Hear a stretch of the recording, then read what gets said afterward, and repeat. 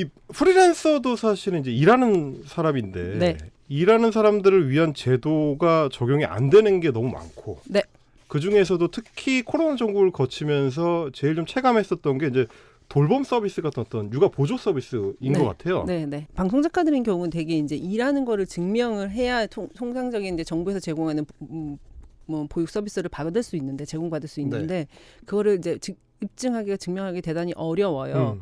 그 이제 저 같은 경우는 어떤 일이 있었었냐면 지금 이 코로나 전국 아닐 때 이제 있었던 얘기인데 이제 초등학교 1학년 입학을 해서 학교 돌봄 서비스를 신청을 하려고 했더니 맞벌이 가정을 이제 증명하라고 했어요. 그래서 저는 프리랜서입니다라고 했더니 증명을 해오라고 했어요. 그런데 아까 말씀드렸던 것처럼 그게 제도적으로 어떤 식의 서류를 떼야 되는지 그게 규정이 없는 거예요, 프리랜서는. 그래서 이제 아까 말씀드렸던 것처럼 이제 아름아름 뭐 담당 PD가 혹은 아까 말했던 것처럼 뭐 어떤 뭐 있는 뭐 보도국 시사교양국 국장이 뭐 이렇게 땡땡땡 이미 작가님 일하고 있습니다. 이렇게 그냥 써서 사인해서 임의로 뭐 이렇게 해서 이렇게 하는 경우도 있고, 근데 그거를 이제 받아주는 학교도 있고 아닌 경우도 있는데 저 같은 경우는 이 돌봄 서비스가 경쟁이 있었어요. 네. 그러니까 2대1 정도 경쟁이 있으니까 네. 어떻게 얘기를 했냐면 학교에서 어떻게 얘기했냐면 이미 증명이 가능한 맞벌이 가정들이 있는데 서류가 있는 사람들을 우선으로 할 수밖에 없다. 이렇게 된 거죠. 그러니까 밀리게 그러니까 우리가 이렇게 된 거죠.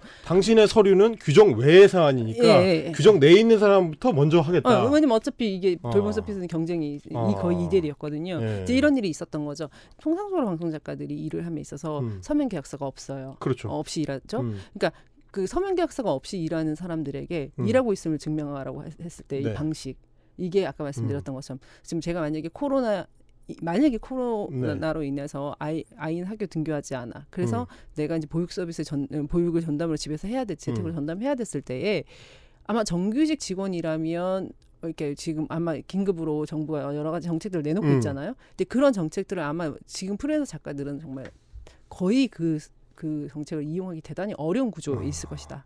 네, 그런 생각이 듭니다. 결국 그렇게 증명을 원하는 거라면은 좀 제도적으로 정비를 할 필요가 있을 것 같은데. 코로나 긴급 지원금 서울시에서도 프리랜서 지원금이 있었고 고용노동부에서도 이제 특고 프리랜서 대상 지원금이 있었어요. 이제 서류가 엄청 많아요. 신청해야 되는 서류가 많은데 특히 이제 계약서가 필요하고, 그러니까 일을 했는데 일을 그만하게 됐다. 그러니까 피해 입증 확인서가 필요해요. 그러니까 일을 했다는 계약서가 필요하고, 이제 소득이 감소했다는 그런 확인서가 필요한 건데, 이제 작가들은 계약서조차도 없으니까 계약서가 없고, 그 다음에 이제 피해 입증을 하기가 애초에 어렵고. 계약서가 없었으니까 일을 그만두게 됐다. 이런 피해 입증을 하기도 어려운 게 있었잖아요. 그래서 저희가 2가지 서류를 노조에서 직접 만들어서 서울시랑 고용노동부랑 같이 협의를 해서 배포를 했어요.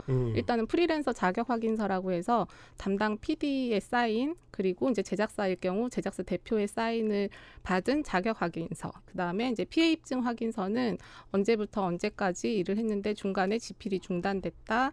그다음에 중단됐거나 몇 주의 기간 동안 이제 결방 같은 것도 있잖아요. 그러니까 그럴 경우에는 일을 못하게 됐다. 이런 확인서 2가지를 저희가 이제 서식을 만들어서 사용하기 편하게 그렇게 배포를 했습니다. 좋은 거 있네요. 그럼 자격 확인서만 있어도 계약서 없는 작가들 입장에서는 자기 신분 증명하는데 확실히 좀 도움이 많이 되겠네요. 네, 이번이 굉장히 좋은 선례였고 그리고 굉장히 뭐랄까 노조의 힘을 제대로 이번에 입증했던 사례로 저는 생각을 하는 게 일단 서울시와 같은 그 소위 말해서 공공기관이 그 저희 노조를 소위 말해서 공신력 있는 기관으로 그러니까 예를 들면 중간 단계의 조직으로 인정한 거잖아요. 그렇죠. 네, 저희가 이제 배포한 그 서식이 유효함을 네네.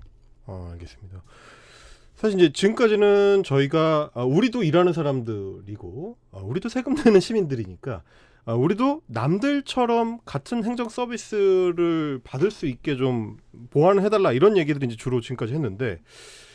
그런 거랑 다르게 이제 작가라는 방송 직군의 어떤 특수성에 관련한 이야기, 그런 특수한 직종의 사람들은 아이를 어떻게 키울지 사회와 국가가 좀 신경을 써달라는 이야기를 좀 한번 해보고 싶은데 이를테면 밤샘 노동이 많은 방송 작가들을 위해서 24시간 어린이집 만들자. 가능합니까 이게? 지금의 현재의 보육 시스템은 무상 보육이에요. 어쨌든 낳으면 보육은 정부가 해준다 이런 해준다. 개념인 네. 거죠. 그런데 그것의 시스템은 정말로 이제 그 임금 근로자에 맞춰 있는 거죠. 예를 들면 뭐 한 8시 정도에 시작을 해서 아니면 뭐 6시, 7시 정도에 마무리되는. 그런데 방송 작가라는 직업 특성은 거기 맞추기 대단히 어렵죠. 그렇죠. 거기 맞춰서. 그래서 통상적으로 저희가 이제 친정엄마 육아를 많이 하죠. 친정엄마 보육을.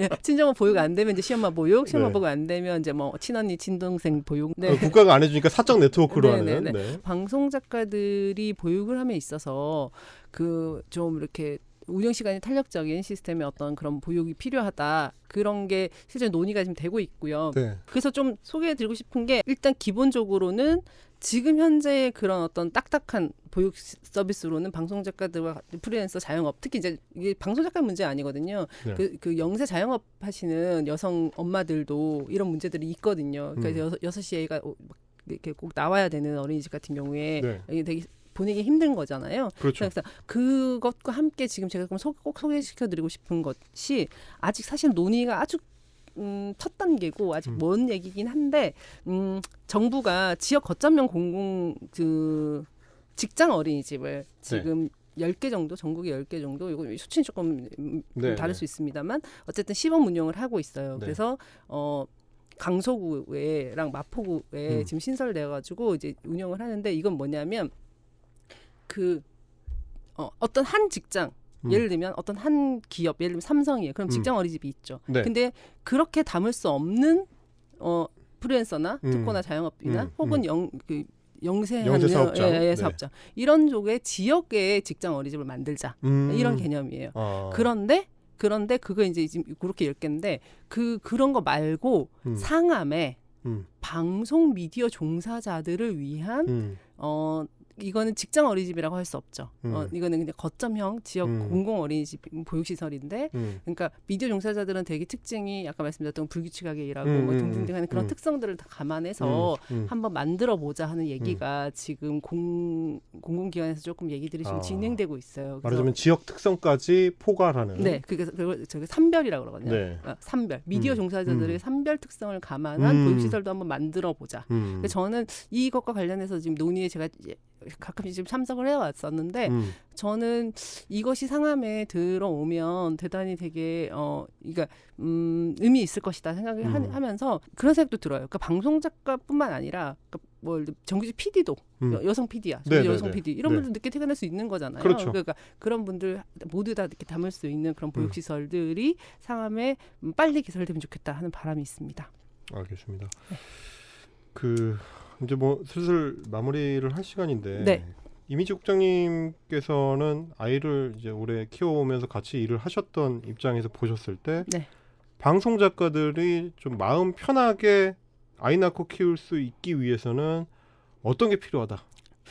네, 이제 제가 아까 말씀드렸던 것처럼 그런 지원 제도와 그 정책 관련한 그런 토론회나 간담회에서 많이 이제 참석을 해서 제가 꼭 드리는 말씀인데 지금 어쨌든 굉장히 그 좋게 개선하려고 많이 노력하고 있고 그런 여러 좋은 제도가 나오는데 그런 것들이 비껴가는 그런 저희 방송작가와 같은 프리랜서들이 너무 많다, 상당하다. 그래서 이제 정말 발상의 전환을 해야 된다. 그래서 그 임금 근로자에게 맞춰져 있는 이 보육 시스템의 시스템 설계를 좀 열어야 된다. 그런 생각이 들고요. 네. 알겠습니다. 앞으로도 이제 저희 방송작가 유니온이 그런 시스템을 설계하고 열어 나가는데 앞장서겠다는 말씀을 좀 드리고 싶습니다. 1987년에 육아휴직이 처음 도입될 때 다들 그랬습니다. 야, 집에서 애를 키우는데 월급을 준다고? 다들 그렇게 얘기를 했습니다. 1995년에 남성에 대해서 육아휴직이 가능해졌을 때 이런 얘기를 했습니다. 남자가 무슨 애를 키우냐? 갔다 오면 네 자리가 남아있을 것 같아? 그렇게 33년이 지나서 육아휴직자 5명 중에서 1명이 남성인 시대입니다.